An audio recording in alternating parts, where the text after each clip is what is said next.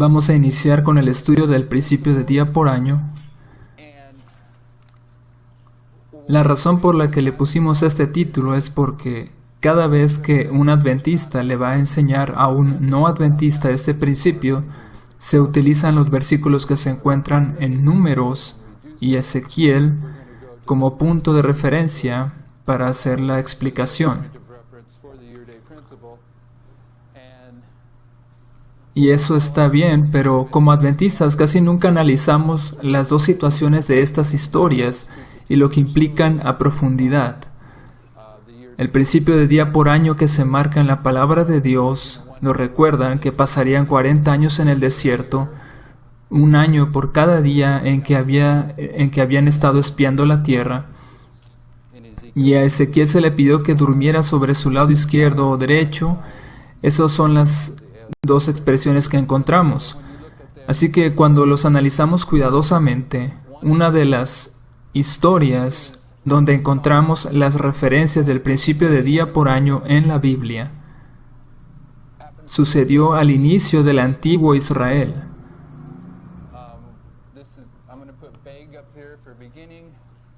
Y también al fin del antiguo Israel. Y digo esto porque proféticamente, si se habla de la destrucción de Jerusalén por Nabucodonosor, y también recordamos que la destrucción que sucedió después del año 70 después de Cristo, que por cierto fue tipificada por la destrucción que hizo Babilonia, y la hermana White nos dice que la segunda destrucción tipifica el fin del mundo, por lo que podemos decir que la destrucción de Jerusalén es un símbolo profético, un símbolo del fin.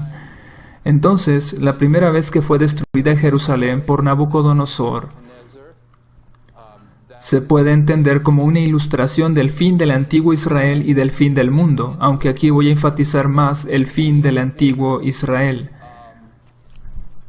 En Números 14 tenemos el inicio. Estoy seguro de que la mayoría de ustedes han tenido este estudio, así es que voy a llevarlos a las notas. Vamos a las notas para que las revisen, ahí las tienen, y más adelante me voy a concentrar en las notas para hacer algunas consideraciones.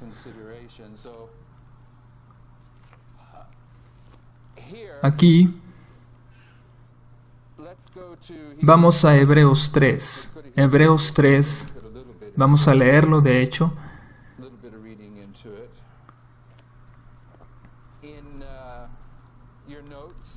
Pueden ver que en las notas dice Hebreos 3 y también hay una cita que está muy relacionada y la vamos a leer después. Allí marca Hebreos 3, 7 al 4, 11.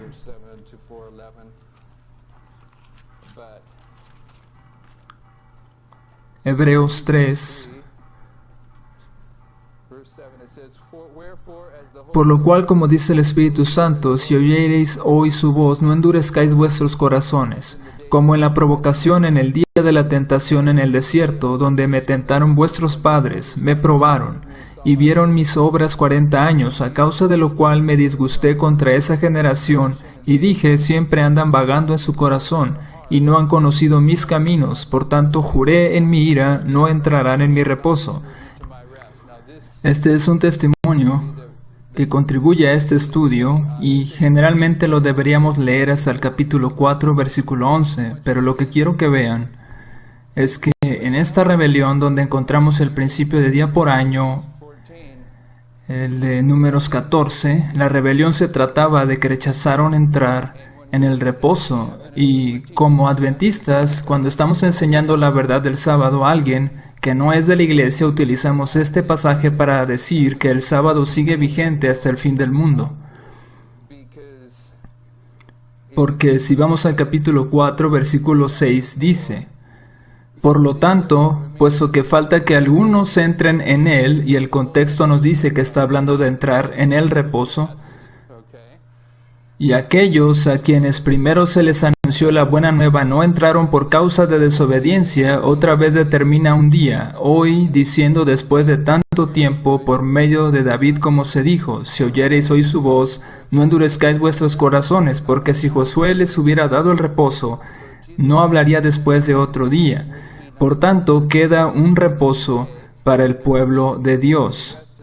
Este pasaje se usa para explicarle a los no adventistas que el sábado continúa vigente hasta el fin del mundo. Pero en la siguiente cita de Elena de White, que se encuentra en el Comentario Bíblico Adventista, tomo 7, primero ella cita Hebreos 4, 9 al 11, y luego dice, el reposo del que se habla aquí es el reposo de gracia. Entonces, lo que rechazaron aquí fue el reposo de gracia. No tanto el sábado o séptimo día de la semana, aunque se refiere a las dos cosas. Podemos decir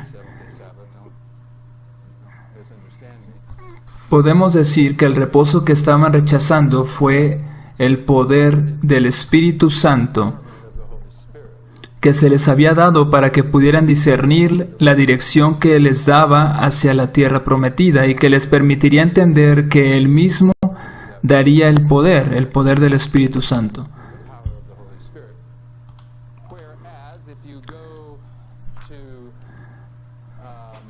Vamos a ir más adelante en las notas, pero tenemos que en Ezequiel 4:6, también allí se rechazó un mensaje, un reposo, aunque en este otro de Ezequiel, ese rechazo trajo como consecuencia la destrucción de Jerusalén, y allí sí fue el reposo del sábado.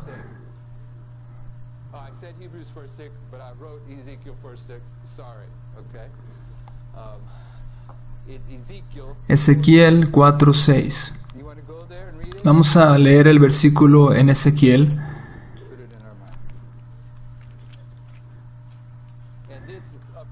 Y este es el pasaje que el hermano Teodoro va a analizar próximamente, si Dios quiere. Vamos a iniciar en el versículo 5. Solamente tocaré versículos 5 y 6. Es el versículo 6 donde tomamos ese argumento. Yo te he dado los años de su maldad por el número de los días, 390 días, y así llevarás tú la maldad de la casa de Israel, el reino del norte. Cumplidos estos, te acostarás sobre tu lado derecho segunda vez y llevarás la maldad de la casa de Judá 40 días. Día por año te lo he dado. Por eso hemos titulado este estudio El principio de día por año, porque estos dos pasajes son los que utilizamos para mostrar el principio de día por año a los no adventistas, a fin de poder enseñar estas profecías que están basadas en ese principio, pero nunca nos detenemos a considerar que estas dos referencias también representan el inicio y final del antiguo Israel. Y también representan una rebelión tanto al principio como al final. En ambos casos, la rebelión es en contra del reposo. La primera es un rechazo del reposo que traía el Espíritu Santo,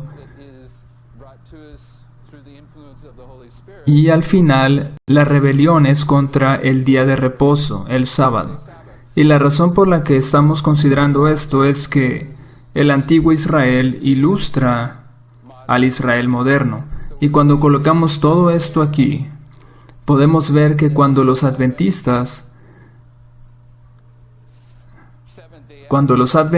rechazan el cumplimiento profético del 9:11, también están rechazando la lluvia tardía, el Espíritu Santo, están rechazando ese reposo, y si continúan en esa rebelión, cuando llegue el final del adventismo en la ley dominical, también estarán rechazando el reposo del sábado.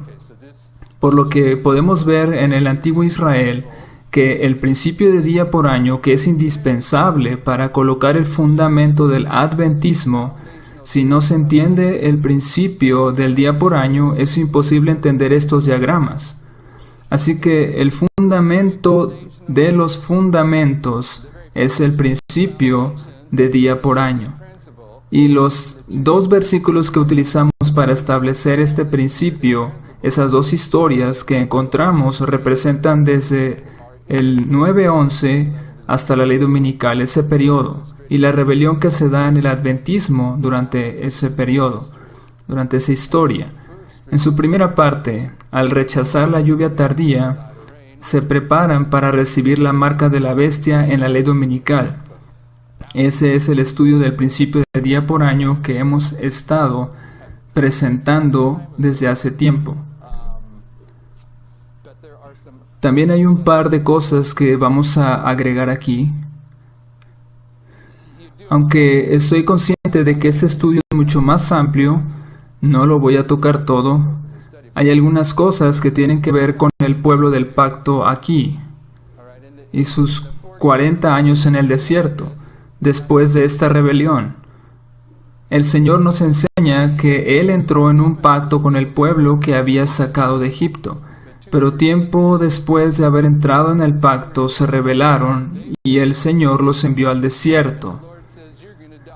Ahí debían morir. También dijo que entraría en un pacto con Josué y Caleb, y así lo hizo. Esta historia también representa al Señor entrando en un pacto con el pueblo escogido. Pero cuando esto sucede, Él también está dejando de lado a otro pueblo que había escogido anteriormente. Si vemos la historia de Cristo, encontraremos que sucedió lo mismo.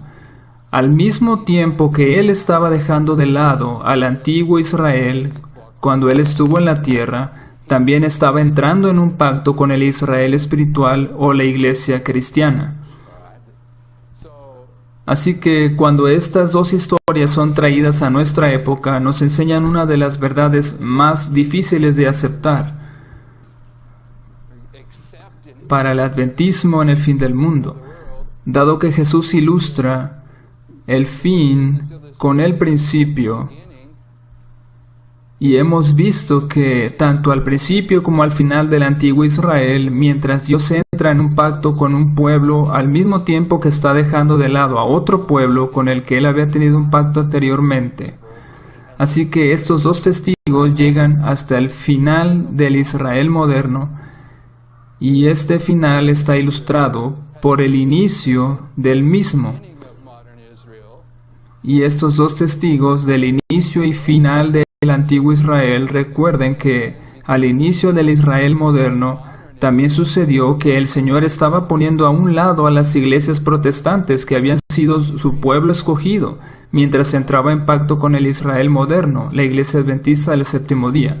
Estos tres testigos nos enseñan que justo ahora el Señor está pasando por alto a la iglesia adventista del séptimo día, su pueblo escogido, la niña de su ojo, al mismo tiempo que está entrando en pacto con el pueblo que generalmente llamamos los 144,000. La mayoría de ustedes saben a quienes considero yo que forman este grupo. Los primeros frutos que han de levantarse durante la ley dominical, los levitas y sacerdotes fieles que componen la ofrenda que se levanta, los llamamos los 144,000. Pero también sabemos que este grupo se conforma de aquellos hombres y mujeres que reciben el sello de Dios cuando termina la gracia y no conocerán la muerte. Todos los que estamos aquí podemos recibir el sello de Dios durante la ley dominical y ser parte de este pueblo del pacto. Sin embargo, podríamos morir antes de que Miguel se coloque de pie.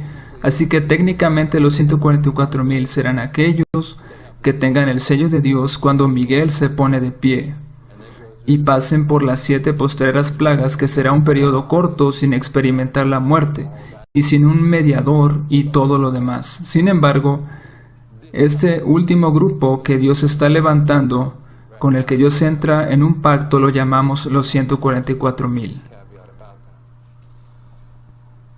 Muy bien, podemos conectar esto aquí con la rebelión del antiguo Israel contra el reposo que hubo en su inicio. Después tenemos 40 años en el que el pueblo andaría por el desierto Y después tendremos que una de las primeras cosas que hicieron fue conquistar Jericó. En las notas tenemos el título Victoria sobre Jericó, y la razón por la que puse esta cita aquí, creo que la mayoría de ustedes saben por qué. La hermana White dice,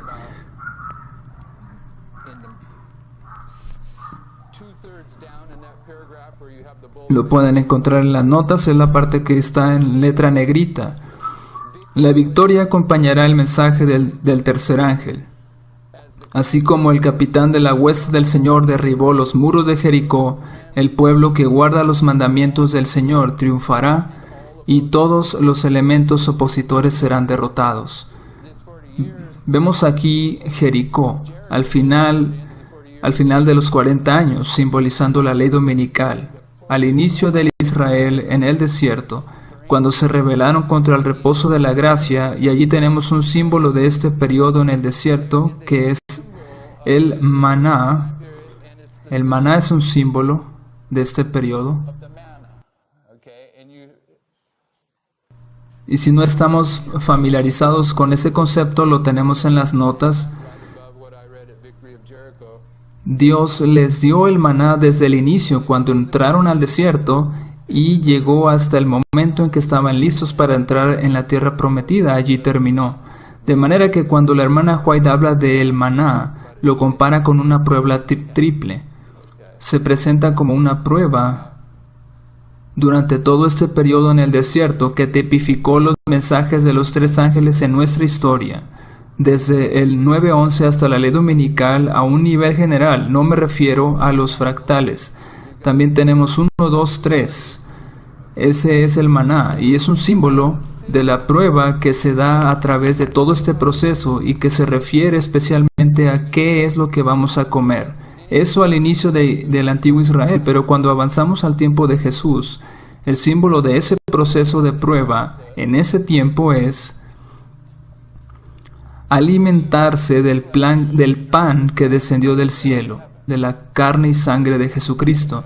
Y en la historia milerita, el símbolo de ese proceso de prueba fue el librito del ángel de Daniel 10, que tuvo un cumplimiento completo en el 10 de agosto de 1840. Entonces, tenemos tres testigos que nos hacen ver que durante nuestro tiempo el símbolo de nuestro proceso de prueba también tiene que ver con lo que vamos a comer. No me refiero al librito del ángel de Apocalipsis 10, sino al ángel de Apocalipsis 18, aunque allí no se menciona claramente algún libro que tenga en su mano. Pero dado que ustedes y yo somos mileritas estudiando línea sobre línea, podemos entender esto al compararlo con otras historias cuando un símbolo es tipificado. Cuando desciende un ángel debe traer algo consigo para que el pueblo debe comer, y es un mensaje. Y hemos llegado a entender que lo que él traía en su mano para el proceso de prueba de este tiempo es el maná escondido. Y en el estudio del maná escondido lo he mencionado un par de ocasiones, que nos dice que hay un par de premisas, un par de cosas que si uno las toma, son cosas equivocadas. Uno ya no va a poder ver la verdad. Y estoy hablando de este mensaje en particular. Por ejemplo, si uno entiende equivocadamente el continuo, jamás podrá entender los periodos proféticos de estas profecías, de Daniel 11, 40 al 45 y muchas otras cosas. No se pueden entender. Al tener un concepto equivocado del continuo, muchas de las grandes verdades se ocultan y no se pueden entender. Lo mismo con los 2520.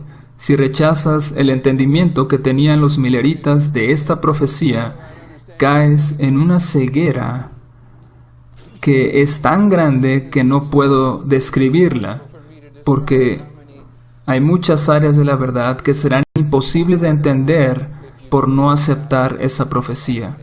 Y no se puede uno conformar con tener el entendimiento al que llegaron los mileritas de los 2520 solamente, sino que también se tiene que avanzar al conocimiento que se ha ido revelando en la actualidad. Entonces estamos repasando este estudio del principio de día por año para ilustrar la rebelión que se produce durante este periodo desde el 9-11 hasta la ley dominical dentro del adventismo. Y podrán ver, no son todas las citas, pero esto es una introducción al estudio que tendrá el hermano Teodoro próximamente. Vamos, y por eso sería bueno que ustedes tuvieran ya las notas. Vamos a avanzar. Esta es una de las cosas que he tomado de la presentación del hermano Teodoro y que probablemente él va a repetir, por lo que no voy a tomar mucho tiempo para explicarlas, pero están allí en las notas, donde dice Ezequiel y la historia milerita. Podrán notar que toma mucho tiempo estar ubicando las fechas para tener una buena comprensión. No estoy diciendo que el hermano descubrió todas estas verdades que están aquí, pero yo las tomé de sus notas y tenemos que en Ezequiel 1 al 3, esa es la primera fecha que encontramos en este libro, y esa fecha es lo que hemos llamado la medianoche o 21 de julio. Medianoche o 21 de julio.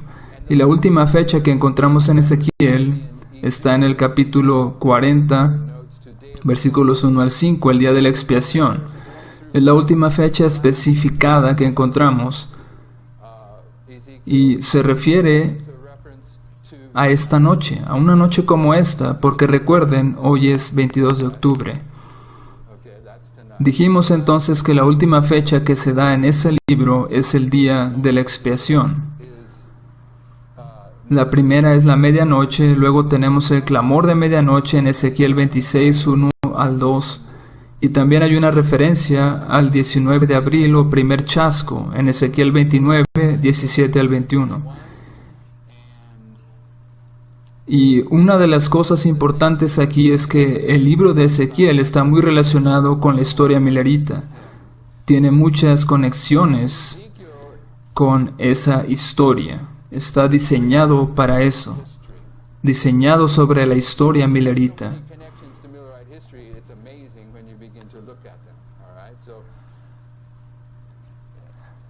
La historia milerita tiene los fundamentos y todos aquellos que van a restaurar los fundamentos, estamos viendo que Ezequiel tiene muchas evidencias profundas de varios de estos aspectos, de estos asuntos. Entonces, a fin de que se pueda entender claramente lo que va a presentar el hermano Teodoro, él va a mostrar cómo el ciclo del jubileo está representado en Ezequiel. Y aunque no está en estos diagramas, los mileritas estaban muy bien relacionados con el ciclo del jubileo, era parte de lo que ellos enseñaban.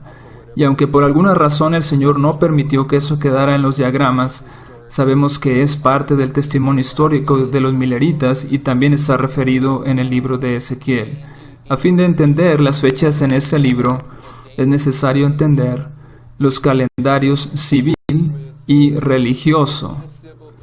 Voy a tocar un poco este asunto, pero es necesario que se entienda bien los calendarios. Eso fue lo mismo que hicieron los mileritas.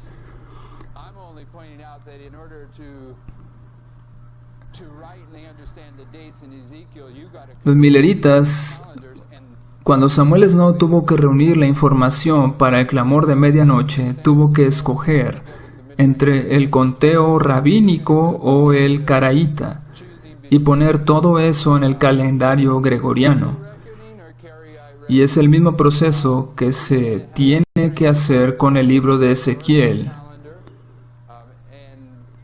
Es el mismo proceso, la misma dinámica, porque este libro nos enseña mucho de la historia milerita.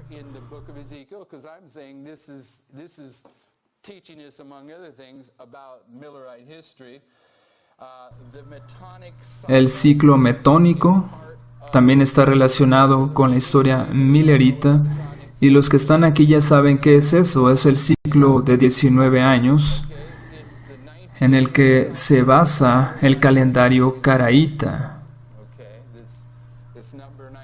En el conteo caraíta del tiempo, toma 19 años volver al punto de partida. Hay un año de ajuste para que se acomode con el ciclo de la luna y las estrellas.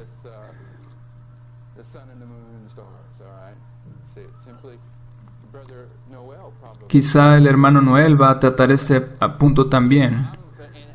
Y mi punto es que todos estos asuntos que contribuyeron al mensaje del clamor de medianoche, si realmente queremos profundizar en el libro de Ezequiel, tendremos que entender todos estos puntos. Y uno de los argumentos en contra de este mensaje profético es que solo hay 2 libros en la Biblia que tratan concretamente con el principio de día por año: Daniel y Apocalipsis.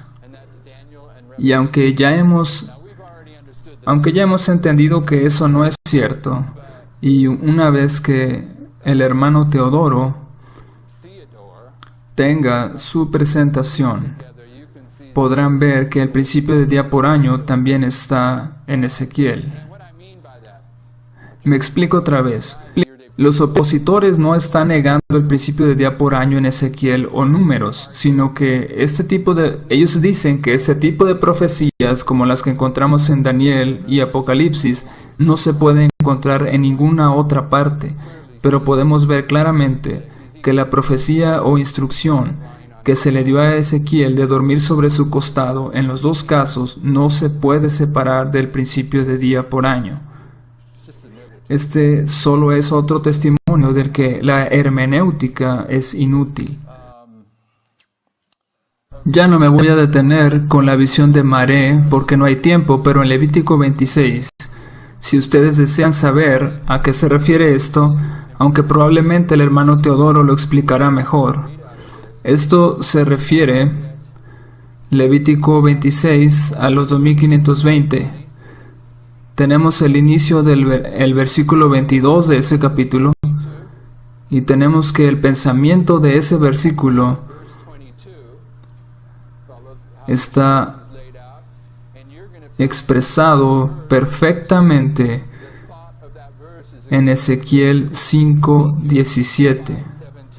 Lo mismo con el versículo 25, lo encontramos en Ezequiel 5:12, y de la misma manera todos los demás. Y lo que podremos entender es que los 2520 son una parte muy importante del libro de Ezequiel. Y una de las cosas que hemos entendido muy bien de los 2520 desde hace tiempo es que al final del capítulo 26 de Levítico se da el remedio para cuando la nación ha sido esparcida. Moisés mismo lo dice: si ustedes están en tierras extranjeras cautivos, lo que deben hacer es esto. Y entonces explica lo que se debe hacer, el procedimiento para liberarse de esa cautividad. Y hemos reconocido que el profeta Daniel hizo exactamente eso en su oración del capítulo 9. Él estaba cautivo en Babilonia y su oración repitió prácticamente los versículos del capítulo 26 de Levítico, versículos 40 al 45. Y aquí tenemos algo similar. Estos versículos de Levítico 26 también se encuentran en Ezequiel. Pero el asunto es que los 2520 fueron también parte del entendimiento millerita. Por eso digo que el libro de Ezequiel concuerda perfectamente con las características de la historia millerita. Habiendo dicho esto, vamos a avanzar.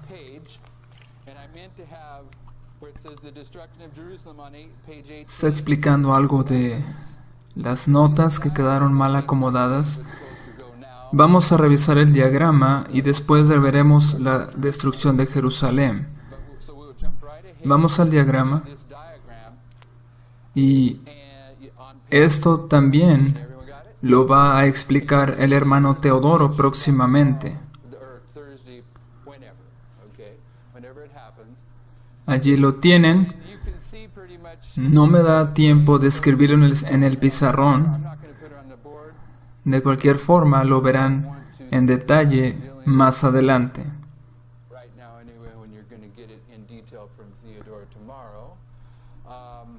Pero hay todavía otro punto que tratar. Y solamente estoy tocando algo pequeño. Esto es un aspecto. Esto es muy amplio. Si ven el diagrama, inicia con un profeta desobediente que reprendió a Jeroboam en el año 977 a.C. en Dan y Betel. Y concluye cuando inicia el primer sitio en Jerusalén. ¿Cuántas veces fue sitiada Jerusalén? 3 veces. Pero en cualquier caso, lo que deseo que vean, lo que vamos a entender es que la atadura es como un sitio. Así que todas las veces que fue sitiada Jerusalén están ilustrando la misma verdad. Hay varios puntos aquí que son muy profundos y uno de ellos, la mayoría de ustedes creen que el inicio de una profecía también ilustra su final, ¿cierto? Entonces, ¿qué tenemos al inicio de esta profecía? Un profeta desobediente. Así que lo mismo debería haber cuando comienza el sitio de Jerusalén, que es el final.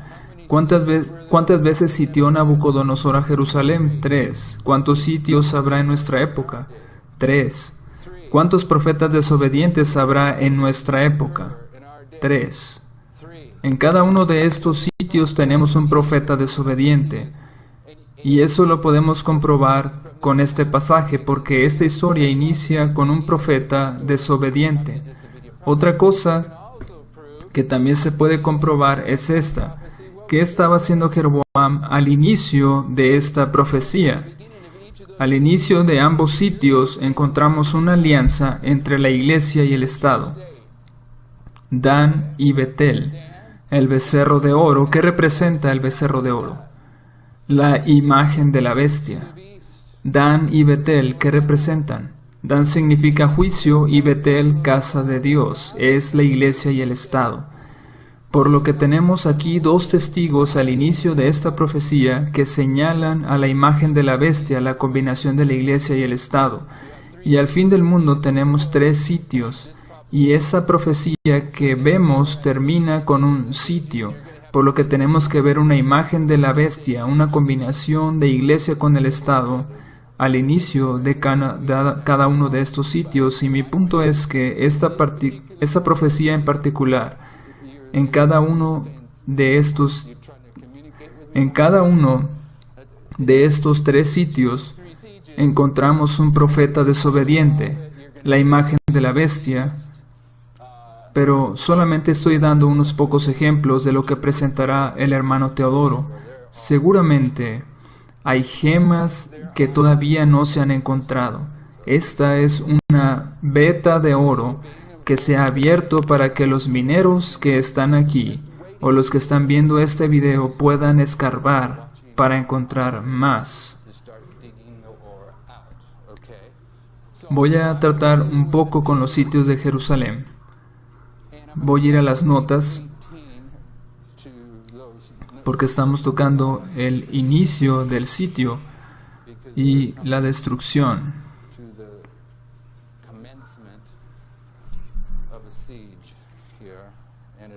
La destrucción de Jerusalén se menciona en varios lugares. Aquí estoy marcando Levítico 26, 34 al 44, Deuteronomio 28, Segunda de Crónicas 36, Daniel capítulo 8 y 9, Mateo 24, y hay muchas otras referencias al sitio de Jerusalén y su destrucción. Pero en el título que dice 34 después de Cristo tenemos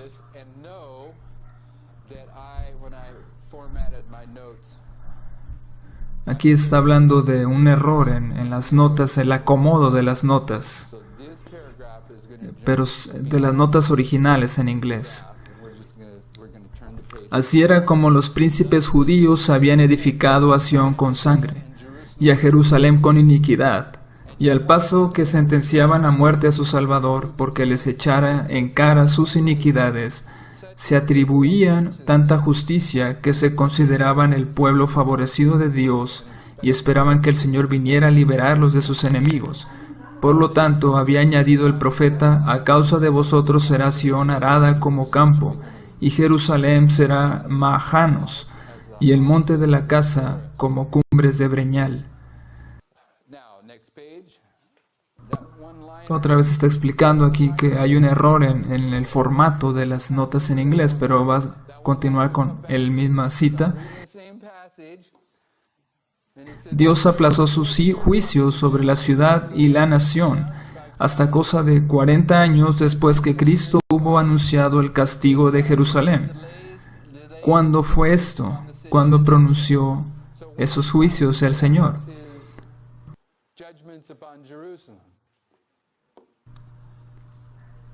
Sí, está en Mateo 24. ¿Y en qué año sucedió? No fue en el año 34, después de Cristo, sino el año 31. Y si los juicios fueron aplazados por casi 40 años, ¿a qué año nos lleva? Al año 70.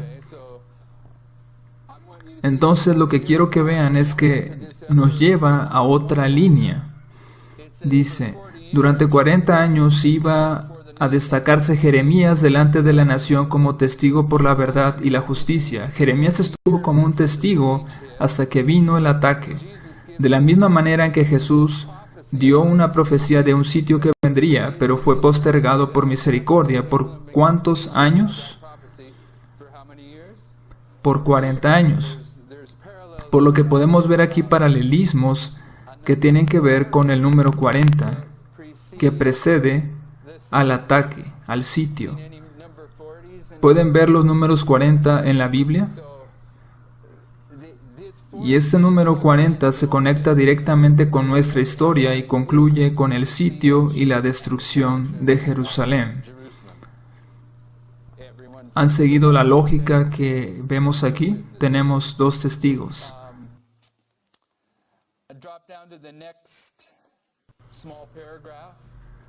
Todas las predicciones de Cristo acerca de la destrucción de Jerusalén se cumplieron al pie de la letra. Los judíos palparon la verdad. Mis hermanos, hay algo que surge a menudo, de hecho hoy sucedió. Estuvimos platicando de este profeta, aunque quizá no lo podamos llamar profeta, pero sucedió que por 7 años antes de la destrucción de Jerusalén, anduvo alrededor de la ciudad diciendo: ay, ay, voz del oriente, voz del occidente, voz de los 4 vientos. Y son varias amenazas, no lo recuerdo bien, pero hay una distinción entre las voces y los contra que dice. Primero menciona varias voces y luego cambia a amenazas contra Jerusalén y sus habitantes.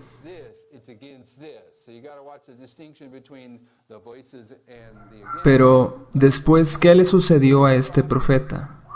Murió allí mismo, y después de hablar de él, la hermana White comienza el siguiente párrafo diciendo, de hecho creo que está en las notas: ni un solo cristiano pereció en la destrucción de Jerusalén.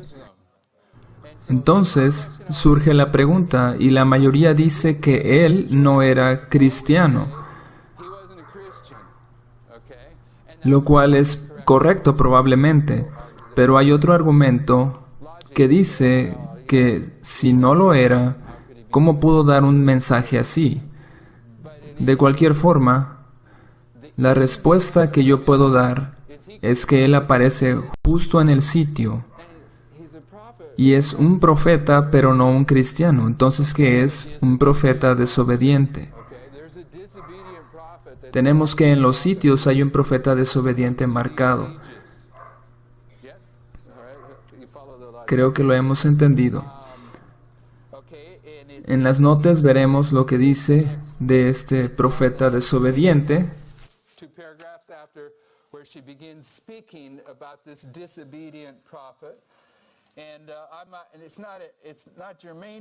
Durante 7 años un hombre recorrió continuamente las calles de Jerusalén, anunciando las calamidades que iban a caer sobre la ciudad. De día y de noche entonaba la frenética endecha.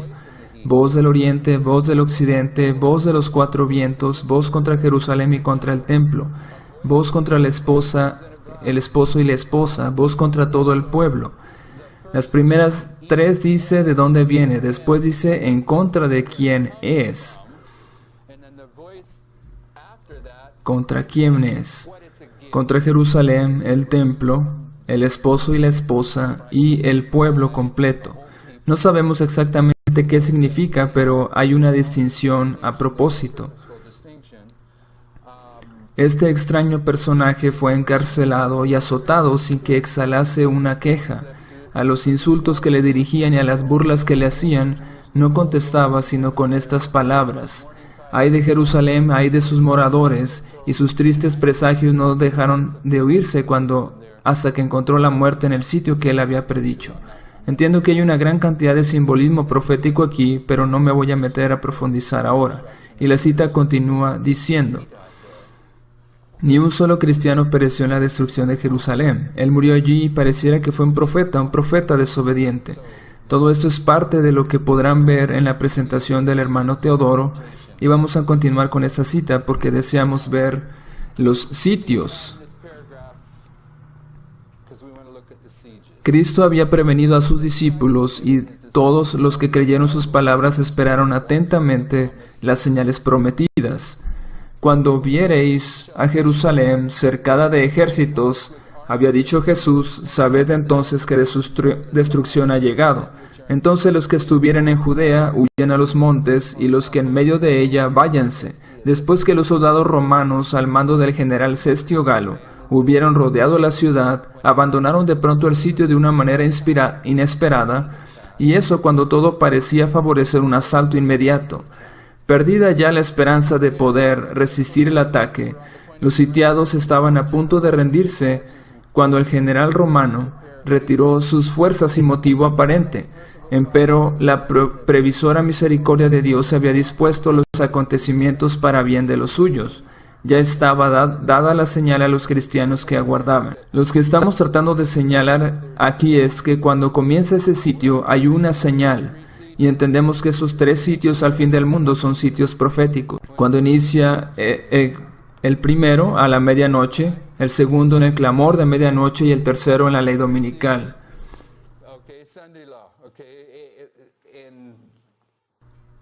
En esta historia, ¿qué es lo que marca el inicio del sitio? Es una señal. Debe haber una señal que le indique a los cristianos que es el tiempo de huir. Ya estaba dada la señal a los cristianos que aguardaban el cumplimiento de las palabras de Jesús, y en aquel momento se les ofrecía una oportunidad que debían aprovechar para huir, conforme a las indicaciones dadas por el Maestro. Los sucesos se desarrollaron de modo tal que los judíos ni los romanos hubieran podido evitar la huida de los creyentes. Más adelante dice, en la época del sitio, los judíos habían acudido numerosos a Jerusalén para celebrar la fiesta de los tabernáculos. Más adelante dice, espantosas fueron las calamidades que sufrió Jerusalén cuando el sitio se reanudó bajo el mando de Tito. La ciudad fue sitiada en el momento de la Pascua, cuando millones de judíos se hallaban reunidos dentro de sus muros. Entonces, lo que estoy diciendo es que este es el sitio.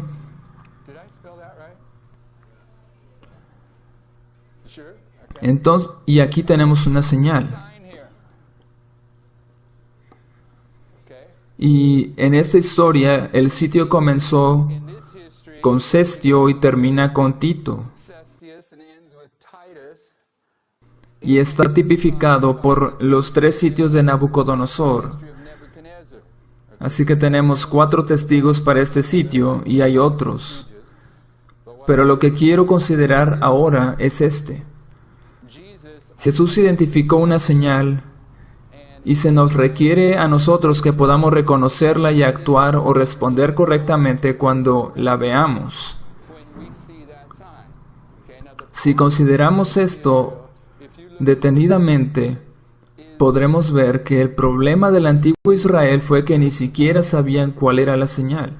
Por eso le preguntaron a Jesús, ¿qué señal habrá? En Mateo 24. Danos una señal. Les digo algo a ustedes que han estado estudiando esto. A ustedes que han estudiado. ¿Hay alguien aquí que pueda decir con certeza cuál es esta señal? Sé que hay muchas historias semejantes e ilustraciones de esta señal, pero todavía no se puede saber con claridad. Al menos estamos intentando encontrarla.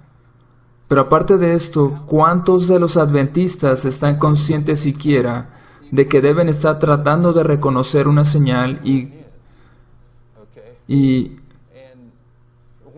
¿cuándo fue Jerusalén destruida?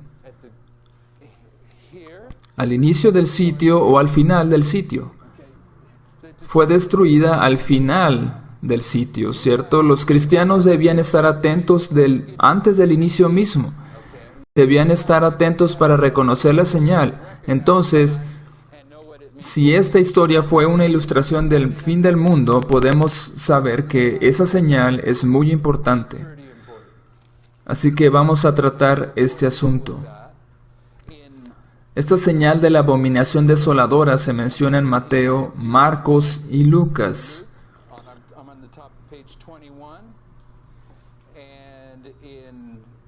Mateo dice que se colocaría en el lugar santo, en Marcos dice que está donde no debe, y en Lucas dice rodeada de ejércitos. Cuando vieran a Jerusalén rodeada de ejércitos, entonces hay ciertas características que nos dicen, esta es la señal y no solamente es una. Y la única manera en que se puede entender esta señal plenamente es a través de la lógica millerita de línea sobre línea. Cuando colocamos todas las historias de los sitios juntas. También quiero conectar otro pensamiento aquí, la destrucción final. En su respuesta, Jesús no tomó por separado la destrucción de Jerusalén y el gran día de su venida. Mezcló la descripción de estos dos eventos. Cuando habló de la destrucción de Jerusalén, sus palabras también se referían a la destrucción final que ocurrirá cuando el Señor se levante de su lugar para castigar al mundo por su iniquidad. Entonces la destrucción de Jerusalén, con la señal que es la abominación de desolación, también ilustra el fin del mundo, cuando el Señor se levante de su lugar para castigar al mundo por su iniquidad. ¿Cuándo sucede esto? El siguiente párrafo nos va a responder que eso sucede con la ley dominical universal. Vamos a leer la parte que está en negritas. Cuando esta sustitución se refiere al domingo que sustituirá al sábado, cuando esa sustitución sea universal, Dios se revelará. Se levantará en su majestad y sacudirá poderosamente la tierra. Castigará a los habitantes del mundo por sus iniquidades. Como hemos leído en el párrafo anterior, la destrucción de Jerusalén de la que Jesús habló en Mateo 24 ilustra el tiempo en que el Señor se levantará para castigar al mundo por su iniquidad, y eso sucede con la ley dominical universal. Estos dos pasajes están conectados.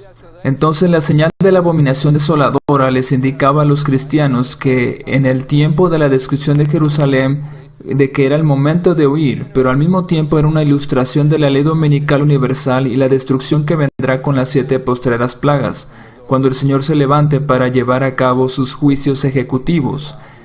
Pero la señal de abominación desoladora también la encontramos en otros pasajes según lo que hemos visto. En el conflicto de los siglos se nos dice que cuando llegó Cestio se estaba realizando la fiesta de las cabañas, y cuando llegó Tito se celebraba la fiesta de la Pascua. Fue durante la fiesta de las cabañas, en el año 66 después de Cristo, que Cestio Galo vino a asaltar Jerusalén. Las fechas son tan precisas que podemos con exactitud asignar varias de las conversiones a los días que le corresponden propiamente en el calendario juliano. Fue en el año 70, en la Pascua, 13 de abril, cuando multitudes de judíos de todas las partes del mundo estaban reunidos dentro de Jerusalén para la fiesta, y precisamente 3,5 años judíos desde la fiesta de los tabernáculos, durante la cual había llegado Cestio, ahora Tito y los ejércitos romanos se apostaban frente a Jerusalén.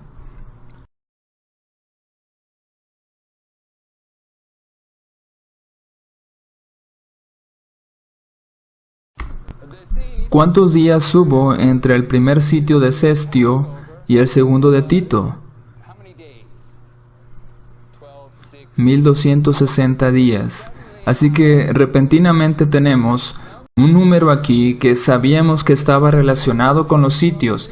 1260 es un número muy importante y profundo que tiene un simbolismo profético.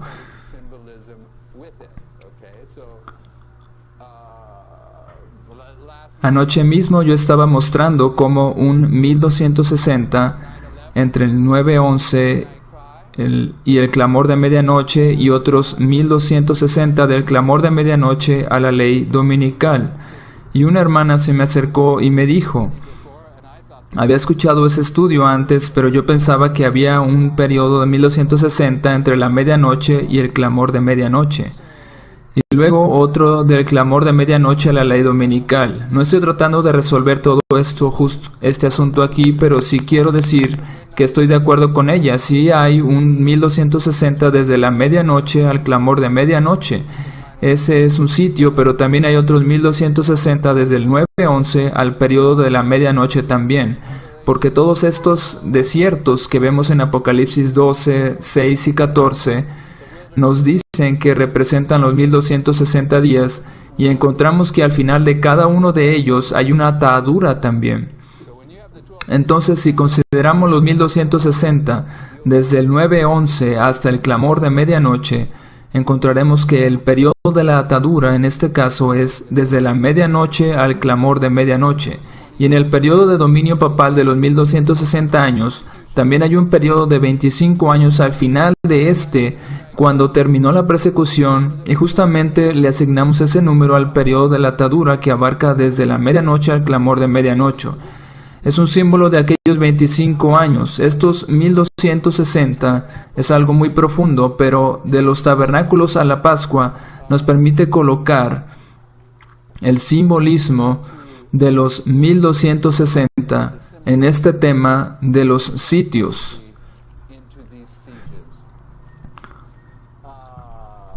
Yo estoy fuera del tiempo.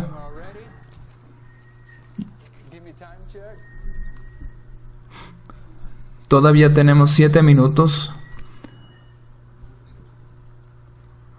Vamos a avanzar en las notas. Leo del conflicto de los siglos, página 25, habla de la señal. Dice,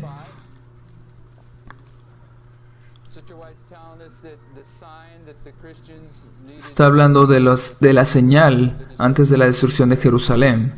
Cuando los estandartes idolátricos de los romanos fuesen clavados en el suelo sagrado, más adelante dice, tanto en tierra de Judea como en la propia ciudad de Jerusalén, la señal de la fuga debía ser aprovechada en el acto. La señal de la fuga debía ser aprovechada en el acto. Aquí vemos que se requiere una respuesta correcta a esta señal. Y es una respuesta que no debe tardar varios días, sino que debe ser obedecida inmediatamente. ¿Cuál es la respuesta?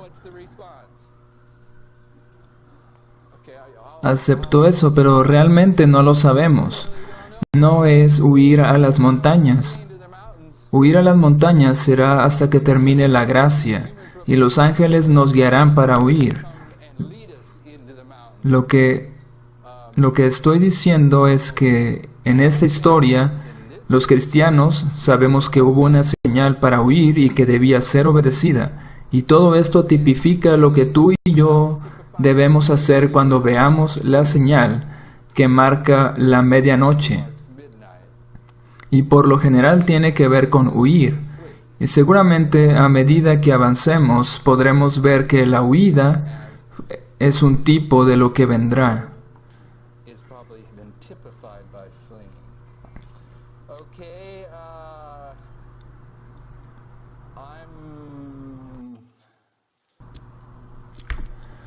Lo que viene en las notas a continuación es un segundo testigo de que la abominación de desolación que se cumplió con Cestio y Tito,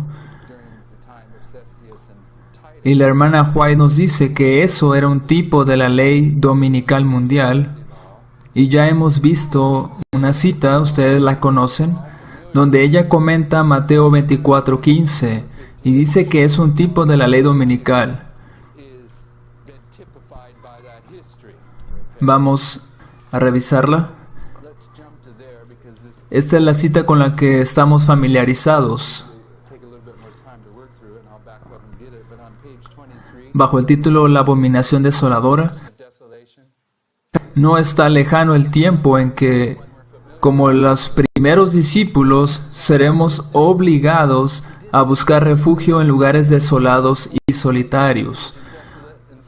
Así como el sitio de Jerusalén por los ejércitos romanos fue la señal para que huyesen los cristianos de Judea, así la asunción al poder por parte de nuestra nación, los Estados Unidos, con el decreto que imponga el día de descanso papal, será para nosotros una amonestación. Entonces será tiempo de abandonar las grandes ciudades y prepararnos para abandonar las menores en busca de hogares retraídos en lugares apartados, entre las montañas. Entonces, esta señal no solamente marcará la ley dominical universal, sino también la ley dominical que se dará en Estados Unidos. Por lo que tenemos que la abominación de desolación marca la huida de los cristianos en el año 70, la ley dominical en Estados Unidos y la ley dominical universal. Pero también estoy afirmando que representa la historia que nos lleva al año 538. Vamos a ver en las notas la evidencia de por qué entenderlo así.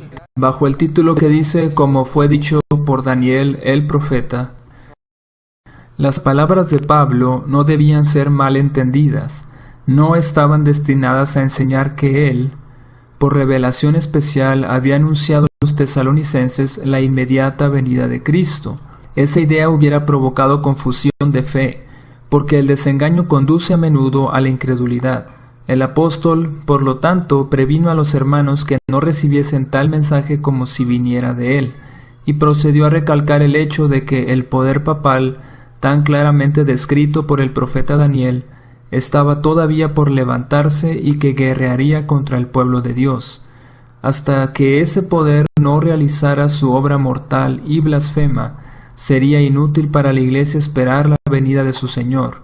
¿No os acordáis?, preguntó Pablo, que cuando estaba todavía con vosotros os decía esto. Hechos de los Apóstoles, página 215.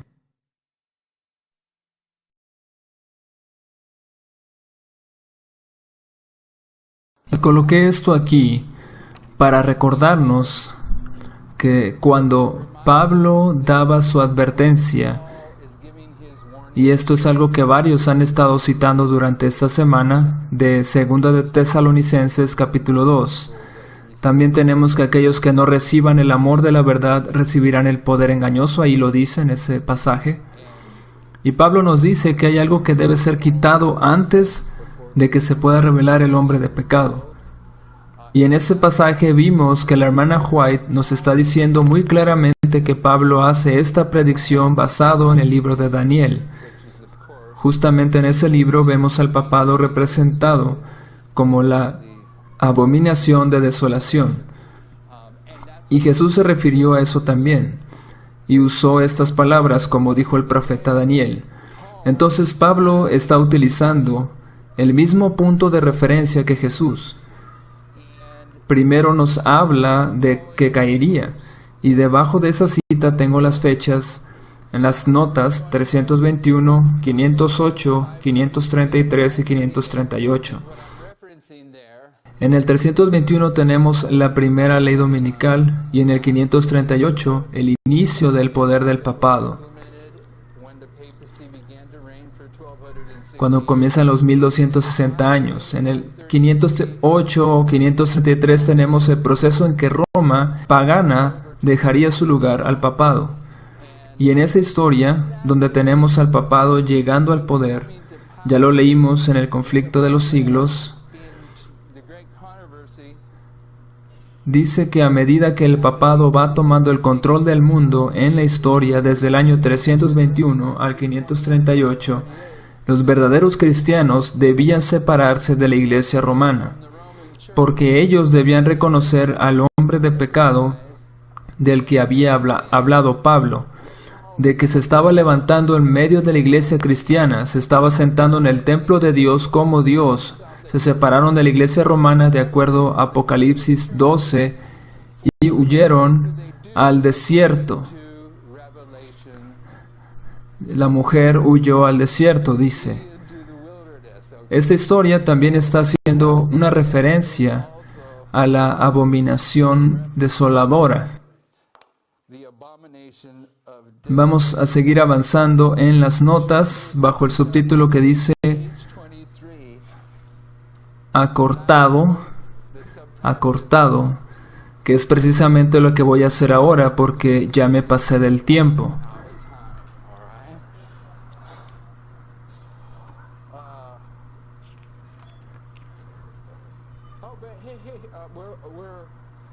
Bien, antes de eso, voy a decir algo.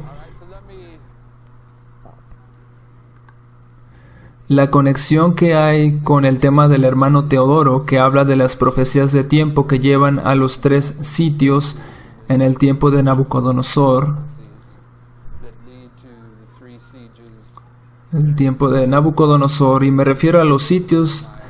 También llegamos al tiempo de los sitios de Cestio y de Tito, y también el sitio de Constantinopla por los musulmanes. Ellos sitiaron Constantinopla y todos estos son sitios proféticos. Y cuando los analizamos y los colocamos línea sobre línea, cuando revisamos sus características, tenemos que, lo dijimos anoche, primero hay una señal y se tiene que responder a esa señal correctamente. Y luego los 1260 que están aquí, que representan esta historia y que si los proyectamos al fin del mundo encontramos que hay 3 de ellos que vendrán pronto, muy pronto. Voy a hablar un poco también de los sitios. Si no están muy familiarizados con ese tema, en las notas encontrarán información de los sitios de Nabucodonosor. Hay una cita del libro Profetas y Reyes, y allí asocia cada uno de los sitios con los últimos reyes, Joacim, Joaquín y Sedequías. Joacim, Joaquín y Sedequías.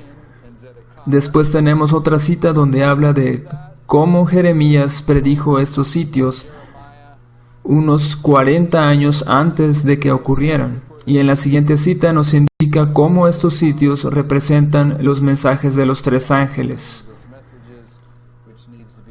También encontrarán allí información del sitio de Constantinopla, que por cierto, ¿cuántos días duró? 40 días. Lo demás ya lo cubrimos bien. Oremos.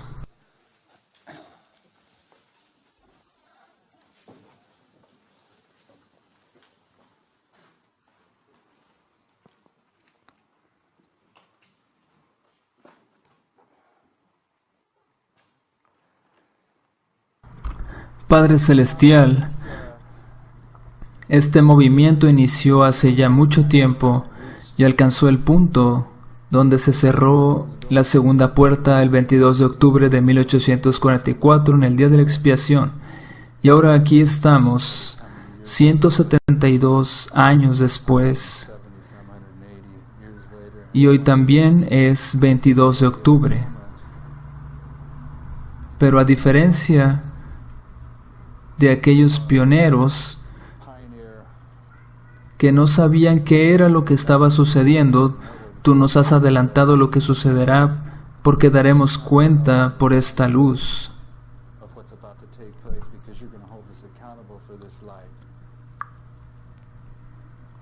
No hay posibilidad de que nosotros tengamos un chasco por no tener la luz que necesitábamos para navegar a través de esta historia en la que hemos entrado. Y el propósito de esta reunión es de que tengamos un entendimiento de lo que podamos prepararnos de manera que podamos glorificar tu nombre. Y esperamos que a través de estos estudios se haya cumplido este propósito. También el propósito de esas reuniones es darnos convicción de que el tiempo que tenemos para prepararnos está pasando muy rápido, como un reloj de arena. La historia que está aconteciendo a nuestro alrededor nos dice a gritos que vamos por el camino correcto. Y también lo que nos estás enseñando a través de las Escrituras concuerda con lo que acontece en el mundo.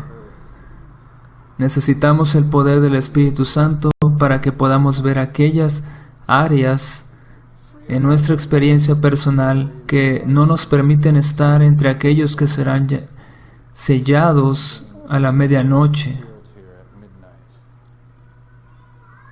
Necesitamos la presencia del Espíritu Santo para que nos dé el discernimiento para entender a quién y cómo hemos de llevar este mensaje a nuestros hermanos y hermanas que están a punto de perderse para la eternidad. Muchos tendrán preguntas de qué deben hacer con sus propiedades, dónde deberían vivir. A todos ellos los ponemos en tus manos y te rogamos que hagas el milagro de dirigirnos a aquellos lugares donde tendremos suficiente paz mental, aunque sabemos que no es suficiente con estar en el lugar correcto, sino que debemos tener la experiencia correcta, aquella experiencia que viene de tu Santo Espíritu. Te rogamos que a medida que derramas la lluvia tardía sobre nosotros en esta semana, que esa experiencia pueda hacerse más firme. Te rogamos que tengamos una noche de descanso